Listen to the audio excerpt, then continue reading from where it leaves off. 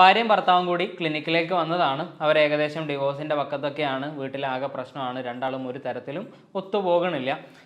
ഭർത്താവിനെ അകത്ത് കയറ്റിയിട്ട് സംസാരിക്കുന്നു. അപ്പോൾ ഭർത്താവ് പറഞ്ഞത് ഭാര്യയായിട്ട് തീരെ അഡ്ജസ്റ്റ് ചെയ്ത് പോകാൻ പറ്റണില്ല, ഞാൻ പറയുന്ന രീതിയിലൊന്നുമല്ല നിൽക്കുന്നത് എന്നുള്ളതും, അതിൻ്റെ കൂടെ തന്നെ ഏറ്റവും വലിയ പ്രശ്നം എന്താ വെച്ചാൽ ഓള് ചെയ്യുന്ന കാര്യങ്ങളൊന്നും ശരിയില്ല, തീരെ ഡിസിപ്ലിൻ ഇല്ലാത്ത രീതിയിലാണ് എപ്പോഴും പെരുമാറുന്നത് എന്നൊക്കെയാണ്. അപ്പോൾ അതിൻ്റെ കുറച്ച് ഉദാഹരണങ്ങൾ പറഞ്ഞപ്പോൾ ആദ്യം പറഞ്ഞു നേരത്തിന് എണീക്കുമ്പോൾ തന്നെ ചിലപ്പോൾ 6:30-7 മണിയൊക്കെ ആവും, രാത്രി കിടക്കുന്ന സമയത്ത് വിരിപ്പൊന്നും ഒന്ന് തട്ടി വിരിക്കൊന്നുമില്ല. അപ്പം ഇങ്ങനെയുള്ള ഒരുപാട് കംപ്ലൈൻറ്റുകൾ. അതിൽ ഏറ്റവും ഭയങ്കര രസകരമായിട്ട് പറഞ്ഞൊരു കംപ്ലൈൻറ്റ് എന്താണെന്ന് വെച്ച് കഴിഞ്ഞാൽ, ടൂത്ത് ബ്രഷ് പേസ്റ്റ് എടുക്കുന്ന സമയത്ത്, നമ്മൾ ബ്രഷ് ചെയ്യാൻ വേണ്ടിയിട്ട് പേസ്റ്റ് എടുക്കുന്ന സമയത്ത് ആ വൈഫ് നടുവിൽ നിന്നിട്ടാണ് പ്രസ് ചെയ്ത് തുടങ്ങുന്നത് എന്നുള്ളതാണ്. ശരിക്കും നമ്മളൊക്കെ ചിലപ്പോൾ പേസ്റ്റ് എടുക്കുന്ന സമയത്ത് മുകളിൽ നിന്നൊക്കെ ആയിരിക്കും പ്രസ് ചെയ്തെടുക്കുക. അതിൻ്റെ ശരിയായിട്ടുള്ള രീതി എന്ന് പറയുന്നത് താഴത്തുനിന്ന് പ്രസ് ചെയ്യണം എന്നുള്ളതൊക്കെയാണ്. എന്നാൽ പോലും എവിടെ നിന്ന് പ്രസ് ചെയ്താലും പേസ്റ്റ് വന്നാൽ മതി എന്നുള്ളതൊക്കെയാണ് ഒരു കണക്ക്. പക്ഷേ ഇയാളെ സംബന്ധിച്ചിടത്തോളം ഭാര്യ നടുവെന്നാണ് പ്രസ് ചെയ്യുന്നത്. അതൊക്കെ ഒരു ഡിസിപ്ലിൻ ഇല്ലാത്തതിൻ്റെ ഭാഗമാണ്. പിന്നെ രാത്രി പറഞ്ഞതുപോലെ വിരിപ്പ് ഒന്നും തട്ടി വിരിക്കൊന്നുമില്ല. രാവിലെ എണീച്ചാൽ ചിലപ്പോഴൊക്കെ അതേപോലെ എണീച്ചു പോകും, ചിലപ്പോൾ മടക്കി വെക്കാതൊക്കെ എണീച്ചു പോകും. അപ്പോൾ ഇങ്ങനെയുള്ള ഒരുപാട് അച്ചടക്കവുമായി ബന്ധപ്പെട്ടുള്ള ഒരുപാട് കംപ്ലൈൻറ്റുകളാണ് ഭർത്താവ് പറഞ്ഞത്. അപ്പോൾ ഭാര്യനോട് ചോദിച്ചപ്പം, ഭാര്യനെ എടുത്തിട്ട് സംസാരിച്ചപ്പോൾ പറഞ്ഞു, മൂപ്പർക്ക് എല്ലാ കാര്യത്തിലും ഒരു പെർഫെക്ഷനിസം ആണ്, എല്ലാം പെർഫെക്റ്റ് ആയിട്ട് തന്നെ ചെയ്യണം. ഒന്ന് അങ്ങോട്ടോ പോയി കഴിഞ്ഞാൽ ഭയങ്കര പ്രശ്നമാണ്, ദേഷ്യം പിടിച്ച് കച്ചറയും വഴക്കൊക്കെയാണ്. അപ്പോൾ അങ്ങോട്ട് അതെന്തിനാ അങ്ങനെ ചെയ്യണമെന്ന് ചോദിച്ചു കഴിഞ്ഞാൽ അത് അങ്ങനെ തന്നെയാണ് അത് ചെയ്യേണ്ടത്, അതാണ് അതിൻ്റെ ഒരു രീതി എന്നുള്ളതൊക്കെയാണ് പറയാം. ഉദാഹരണത്തിന് നേരത്തെ ഈ പേസ്റ്റിൻ്റെ കാര്യം പറയുന്ന സമയത്ത് നടുവെന്ന് പ്രസ് ചെയ്താൽ എന്താ ചോദിക്കുമ്പോൾ പറയും, അതെന്തിനാ അവിടെ നിന്ന് പ്രസ് ചെയ്യണേ, താഴത്തുനിന്ന് പ്രസ് ചെയ്താൽ പോരെ, അതാണല്ലോ അതിൻ്റെ ശരിയായ രീതി എന്നുള്ളത്. അപ്പോൾ ഈ തരത്തിലൊക്കെയാണ് അവരുടെ ഇടയിലുള്ള പ്രശ്നങ്ങൾ തുടങ്ങുന്നത്. അങ്ങനെ ഈ ഒരു കാര്യങ്ങൾ പറഞ്ഞിട്ട് അവർ തമ്മിൽ അങ്ങോട്ടും ഇങ്ങോട്ടും ആദ്യം ചെറിയ വാഗ്വാദങ്ങളൊക്കെ ഉണ്ടാവും. പിന്നെ അത് കച്ചറയിലേക്ക് പോകും, അടിയാവും, പ്രശ്നമാവും. അന്നത്തെ ദിവസം മുഴുവൻ അലമ്പാകും. പിറ്റേ ദിവസം ഇതുപോലത്തെ എന്തെങ്കിലുമൊക്കെ പ്രശ്നങ്ങളൊക്കെ ഉണ്ടാവും. ഭാര്യ പരമാവധിയൊക്കെ അഡ്ജസ്റ്റ് ചെയ്തിട്ട് അയാൾക്ക് ഇഷ്ടമുള്ള പോലെയൊക്കെ ചെയ്യാൻ നോക്കും. പക്ഷേ ചെയ്യാൻ പറ്റാത്ത ഒരുപാട് കാര്യങ്ങൾ, എത്ര ശ്രമിച്ചു കഴിഞ്ഞാലും അതുപോലെ ആക്കാൻ പറ്റാത്ത ഒരുപാട് കാര്യങ്ങളൊക്കെ ഉണ്ടാവും. അപ്പോൾ അതിൽ ആകെ പ്രശ്നമാകും, അടിയാകും. അങ്ങനെയാണ് ഇവർ തമ്മിലുള്ള പ്രശ്നം. അങ്ങനെയാണ് ഇവർ ക്ലിനിക്കിലേക്ക് എത്തുന്നത്. ശരിക്കും ഈ ഭർത്താവിന് OCPD എന്ന് പറയുന്ന ഒബ്സസീവ് കമ്പൽസീവ് പേഴ്സണാലിറ്റി ഡിസോർഡർ എന്ന് പറയുന്ന ഒരു പ്രശ്നമാണ്.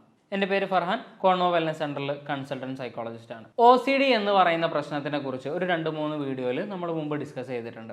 ഈ OCD എന്ന് പറയുന്നത് 2 ഭാഗങ്ങളുള്ള, അഥവാ ഒബ്സഷൻ അതുപോലെ തന്നെ കമ്പൽഷൻ എന്ന് പറയുന്ന 2 ഭാഗങ്ങളുള്ള ഒരു പ്രശ്നമാണ്.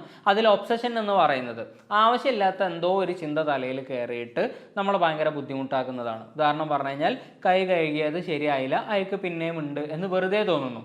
ശരിക്കും അയക്ക് കയ്യിലൊന്നും ഉണ്ടാവില്ല, പക്ഷെ വെറുതെ അങ്ങനെ തോന്നുന്നു. ആ തോന്നൽ ഉണ്ടാകുന്ന സമയത്ത് ഭയങ്കര ഒരു എടങ്ങാറ് ഫീൽ ചെയ്യുന്നു, ഭയങ്കരമായിട്ടൊരു ആങ്സൈറ്റി ഫീൽ ചെയ്യുന്നു. അത് ഉണ്ടാവുന്നത് കൊണ്ട് തന്നെ ഈ ആങ്സൈറ്റി ഇല്ലാതാക്കാൻ, ഈ ഒരു എടങ്ങാറ് ഇല്ലാതാക്കാൻ വേണ്ടിയിട്ട് പിന്നെയും ചെയ്തിട്ടുള്ള കാര്യം, അഥവാ അയക്കില്ലെങ്കിൽ പോലും പിന്നെയും കഴുകേണ്ടി വരുന്നു, പിന്നെ എടങ്ങാറ് ഉണ്ടാവുന്നു.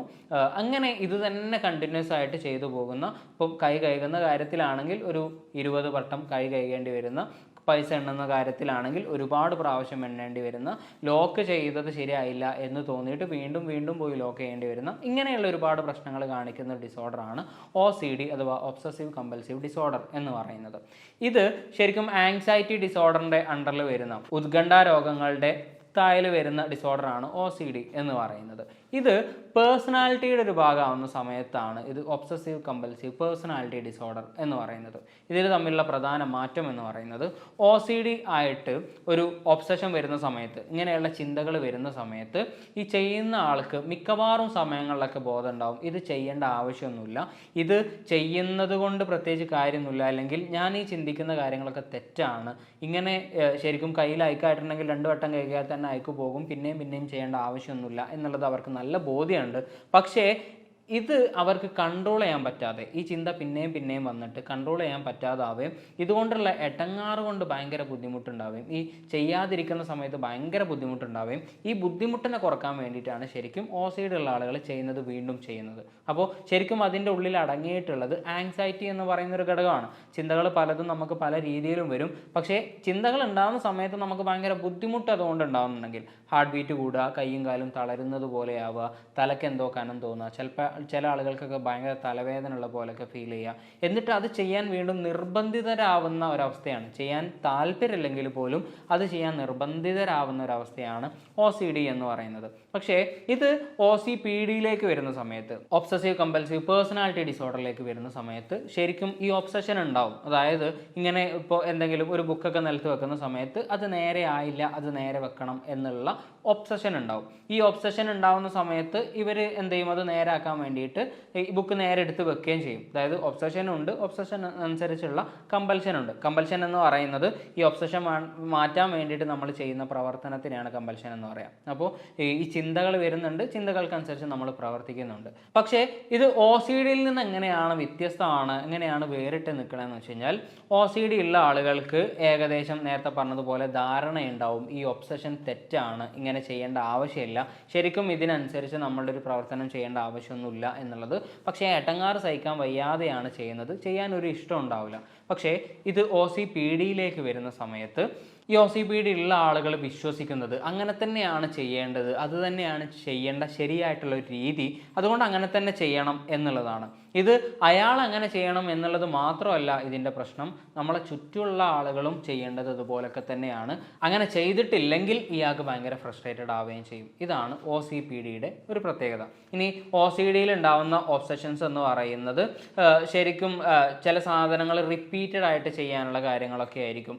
ചെയ്തത് ശരിയായില്ല എന്നുള്ള തോന്നലൊക്കെ ആയിരിക്കും, അല്ലെങ്കിൽ ചെയ്തിട്ടില്ല എന്നുള്ള തോന്നലൊക്കെ ആണെങ്കിൽ OCPDയിലുള്ള ഒബ്സഷൻസ് അല്ലെങ്കിൽ ചിന്തകൾ എന്ന് പറയുന്നത് കാര്യങ്ങൾ പെർഫെക്റ്റ് ആയിട്ട് ചെയ്യാനുള്ള സാധനങ്ങളായിരിക്കും. റിപ്പീറ്റഡ് ആയിട്ട് ചെയ്യാനുള്ളതിനേക്കാൾ കാര്യങ്ങൾ ഭയങ്കര പെർഫെക്റ്റ് ആയിട്ട് ചെയ്യണം എന്നുള്ള ചിന്തയായിരിക്കും. ഇപ്പോൾ സാധനങ്ങളൊക്കെ എടുക്കുന്ന സമയത്ത് ബുക്ക് വെക്കുന്നത് ഇവിടെ ആയിരിക്കണം, വാട്ടർ ബോട്ടിൽ വെക്കുന്നത് ഇവിടെ ആയിരിക്കണം, രാവിലെ എണീക്കുന്നതിൻ്റെ സമയത്തായിരിക്കണം, രാവിലെ എണീച്ച് കഴിഞ്ഞാൽ ഒക്കെ എല്ലാം നല്ല വൃത്തിയാക്കിയിട്ട് വിരിപ്പൊക്കെ ഒന്ന് നേരെയാക്കിയിട്ട് മടക്കി വെച്ചിട്ടുണ്ടാവണം, പൊടിയൊന്നും ഉണ്ടാവാൻ പാടില്ല, ചുളിവുകളൊന്നും ഉണ്ടാവാൻ പാടില്ല. ഇങ്ങനെയുള്ള ഒരുപാട് പെർഫെക്ഷൻസ് ഒക്കെയാണ് OCPD ഉള്ള ആളുകൾക്ക് ഉണ്ടാവുന്നത്. ഇങ്ങനെ ഉണ്ടാകുന്ന സമയത്ത് നേരത്തെ പറഞ്ഞതുപോലെ തന്നെ അയാൾ മാത്രം പെർഫെക്റ്റ് ആയാൽ മതിയാവില്ല, ചുറ്റുപാടുള്ള ആളുകൾ, അയാൾ ജീവിക്കുന്ന സ്ഥലത്ത് ചുറ്റുള്ള ആളുകൾ മുഴുവൻ അയാൾ ചെയ്യുന്നത് പോലെ തന്നെ ആയിരിക്കും ചെയ്യേണ്ടത്. അയാളുടെ നിയന്ത്രണത്തിലുള്ള ആളുകൾ മുഴുവൻ അതുപോലെ ചെയ്യാൻ വേണ്ടിയിട്ട് നിർബന്ധിക്കുകയും അങ്ങനെ ചെയ്തിട്ടില്ലെങ്കിൽ അയാൾ ഭയങ്കര ഫ്രസ്ട്രേറ്റഡ് ആവുകയും ചെയ്യും. ഇതേ സാധനമാണ് നേരത്തെ ആദ്യം പറഞ്ഞിട്ടുള്ള കേസിൽ സംഭവിച്ചിട്ടുള്ളത്. അപ്പോൾ അയാൾക്ക് OCPD ഉള്ളത് കാരണം അയാൾ പേസ്റ്റിൻ്റെ ബോട്ടിൽ നിൽക്കുന്നത് താഴ്ത്തുന്നതാണ്, അതാണ് ശരിയായിട്ടുള്ള രീതി എന്നുള്ളതാണ് അയാൾ വിശ്വസിക്കുന്നത്. അതുകൊണ്ട് തന്നെ മറ്റുള്ള ആളുകളും അതുപോലെ തന്നെ ചെയ്യണം. അത് ചെയ്തിട്ടില്ലെങ്കിൽ ഇയാൾക്ക് ഫ്രസ്ട്രേഷനും ദേഷ്യവും വരും. രാവിലെ 5 മണിക്ക് എണീക്കണം എന്നുള്ളതാണ് അയാൾ വിശ്വസിക്കുന്നത്.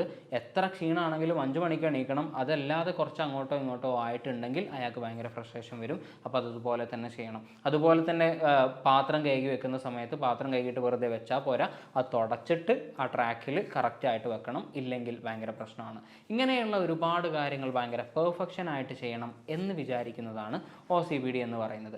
ഇത് ജീവിതത്തിൻ്റെ എല്ലാ മേഖലകളിലും ഉണ്ടാവും. ഇപ്പോൾ നേരത്തെ പറഞ്ഞതുപോലെ ടൂത്ത് ബ്രഷ് പ്രസ് ചെയ്യുന്നത് മുതൽ ഡോറ് തുറക്കേണ്ട രീതികൾ ഉണ്ടാവും, രാവിലെ ഏത് സമയത്ത് ജോലിക്ക് പോകണം എന്നുള്ളതുണ്ടാവും, എപ്പോൾ തിരിച്ചു വരണം എന്നുള്ളതുണ്ടാവും, വന്നു കഴിഞ്ഞാൽ ആദ്യം എന്ത് ചെയ്യണം എന്നുള്ളതുണ്ടാവും, ഷൂ ഉരിയിട്ട് എങ്ങനെ വെക്കണം എന്നുള്ളതുണ്ടാവും, കിടക്ക എങ്ങനെ വിരിക്കണം എന്നുള്ളതുണ്ടാവും. ഇങ്ങനെ സകലമാന സാധനങ്ങളിലും ഇവർക്ക് ഭയങ്കരമായിട്ടുള്ള റൂളുകളുണ്ടാവും. റൂളുകൾ എന്ന് പറയുന്നതിൻ്റെ അപ്പുറത്തേക്ക് ഭയങ്കര പെർഫെക്ഷനായിട്ട് അങ്ങനെയൊക്കെ തന്നെ ചെയ്യണം എന്നുള്ള നിർബന്ധ ബുദ്ധി ഉണ്ടാവും. മറ്റുള്ളവർ കേൾക്കുന്ന സമയത്ത് ആവശ്യമില്ലാത്ത വാശിയാണ് എന്നുള്ളതൊക്കെ തോന്നാമെങ്കിലും ഇവർക്കത് അങ്ങനെ ആയിട്ടില്ലെങ്കിൽ ഭയങ്കര ഫ്രസ്ട്രേഷനും ഭയങ്കര ബുദ്ധിമുട്ടും തന്നെയാണ്. OCDയിലുള്ളതുപോലെ ഈ ഒബ്സഷൻ ഉണ്ടാവുന്നത് കൊണ്ട് തന്നെ ബാക്കിയുള്ള ആളുകൾ അതുപോലെ ചെയ്തിട്ടില്ലെങ്കിൽ, അല്ലെങ്കിൽ അയാൾക്ക് അങ്ങനെ ചെയ്യാൻ പറ്റിയിട്ടില്ലെങ്കിൽ അയാൾക്ക് ഭയങ്കര ഫ്രസ്ട്രേഷൻ ആയിരിക്കും, ഭയങ്കര ദേഷ്യം പിടിക്കുന്ന രീതിയിലുള്ള ഫ്രസ്ട്രേഷൻ ആയിരിക്കും. ഒരു തരത്തിലും ഇതിനെ കൺട്രോൾ ചെയ്യാൻ പറ്റില്ല എന്നുള്ളതുകൊണ്ട് അയാൾക്ക് ബുദ്ധിമുട്ടാണ്, ചുറ്റുമുള്ള ആളുകൾക്കും ബുദ്ധിമുട്ടാണ്. അയാളുടെ സോഷ്യൽ ലൈഫിനെയും പേഴ്സണൽ ലൈഫിനെയും വർക്ക് ലൈഫിനെയും ഒക്കെ അത് ബാധിക്കുന്ന ഒരു പ്രശ്നമാണ്. ഈ പേഴ്സണാലിറ്റി ഡിസോർഡേഴ്സിൻ്റെ ഒക്കെ പ്രത്യേകത എന്ന് വെച്ച് കഴിഞ്ഞാൽ, ആങ്സൈറ്റി ഡിസോർഡറുള്ള ആളുകൾക്ക് മനസ്സിലാവും ഇതൊരു പ്രശ്നമാണ്, ചികിത്സിച്ച് മാറ്റേണ്ട ഒരു ബുദ്ധിമുട്ട് തന്നെയാണ്, ഇതുകൊണ്ട് നടക്കാൻ പറ്റില്ല, നല്ല ബുദ്ധിമുട്ടുണ്ട് എന്നുള്ളത്. പക്ഷേ പേഴ്സണാലിറ്റി ഡിസോർഡറുള്ള ആളുകളുടെ പ്രത്യേകത എന്താണെന്ന് വെച്ച് കഴിഞ്ഞാൽ ഒരിക്കലും അവർക്ക് മനസ്സിലാവില്ല അവർക്കൊരു പ്രശ്നമുണ്ട് എന്നുള്ളത്. അത് പറഞ്ഞു കൊടുക്കാൻ നിന്ന് കഴിഞ്ഞാലും അവർക്കത് ബോധ്യപ്പെടില്ല. ഇപ്പോൾ നേരത്തെ പറഞ്ഞതുപോലെ പേസ്റ്റ് നടുന്ന് പ്രസ് ചെയ്താൽ എന്താണ് പ്രശ്നം എന്ന് വെച്ച് കഴിഞ്ഞാൽ അവർ പറയുക അങ്ങനെ പ്രസ് ചെയ്യേണ്ടല്ലോ, താഴത്തുനിന്നാണല്ലോ പ്രസ് ചെയ്യേണ്ടത് എന്നുള്ളതാണ്. രാവിലെ 7 മണിക്ക് കുറച്ച് വൈകി എണീച്ചാൽ എന്താണ് പ്രശ്നം എന്ന് അവരോട് ചോദിച്ചു കഴിഞ്ഞാൽ പറയാം 5 മണിക്ക് എണീക്കണം, എന്നാലാണ് നമ്മുടെ കാര്യങ്ങൾ മുഴുവൻ ചെയ്ത് തീർക്കാൻ പറ്റുള്ളൂ എന്നുള്ളതാണ്. അപ്പോൾ ഈ രീതിയിലുള്ള പെർഫെക്ഷൻസ് ഉണ്ടാവുകയും അതിൽ നിന്ന് കുറച്ച് അങ്ങോട്ടോ ഇങ്ങോട്ടോ ആകുമ്പോൾ ഭയങ്കര ഫ്രസ്ട്രേഷനും ഡിസ്റ്റർബൻസ് ഉണ്ടാവുകയും ചെയ്യുന്നതാണ് OCPDയുടെ പ്രത്യേകത. അതിൻ്റെ കൂടെ തന്നെ അവർക്ക് എന്തോ പ്രശ്നമുണ്ട് എന്നുള്ളത് ഒരു കാരണവശാലും അവരെ പറഞ്ഞ് ബോധിപ്പിക്കാൻ പറ്റൂല എന്നുള്ളതാണ് ഇതിൻ്റെ ഏറ്റവും വലിയ പ്രശ്നമായിട്ടും വരുന്നത്. അപ്പോൾ ഇങ്ങനെയുള്ള എന്തെങ്കിലും സിംറ്റംസ് കാണുകയാണെങ്കിൽ OCPDയുടെ ലക്ഷണങ്ങളാവാം. ഇങ്ങനത്തെ സിംറ്റംസ് ഒക്കെ കാണുകയാണെങ്കിൽ നല്ലൊരു ട്രീറ്റ്മെൻറ്റ് എടുത്തിട്ട് ഈ OCPDനെ മാനേജ് ചെയ്തിട്ട് ഈ പെർഫെക്ഷനിസം ആവശ്യമില്ലാത്ത സാധനങ്ങളൊക്കെ പതുക്കെ കുറച്ച് കൊണ്ടുവന്നിട്ട് ഒരു നോർമൽ രീതിയിലേക്ക് മാറ്റാൻ പറ്റുന്ന രീതിയിലേക്കൊക്കെ ആക്കാൻ പറ്റും. വേറെ ടോപ്പിക്കുമായിട്ട് അടുത്ത വീഡിയോയിൽ കാണാം. Thank you.